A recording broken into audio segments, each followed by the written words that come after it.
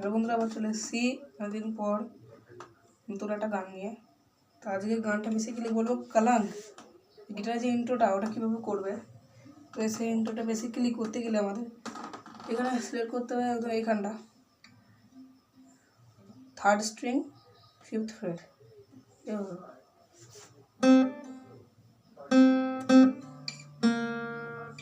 এখানে 7 ফ্রেটে হ্যামার করতে হবে। 5 থেকে 7 হ্যামার করে 3rd চলে দিতে হবে। তাহলে কী হবে,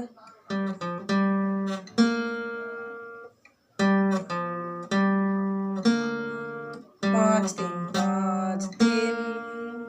4 4 স্ট্রিংয়ে 5 3 5 3।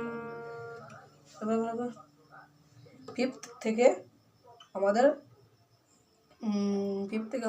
6th ফ্রেটে হ্যামার হবে। হ্যামার করে 3rd ফ্রেটে চলে যেতে হবে। তাহলে কী হলো আবার দেখে নাও।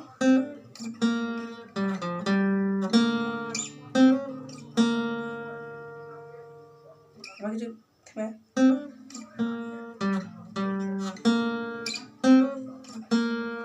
আমি যেটা করলাম, এটা দুবার করতে হবে গানের সঙ্গে। তোমরা গানটা চালিয়ে শুনতে পারবে, ওখানেও ইন্ট্রোটা দেওয়া আছে।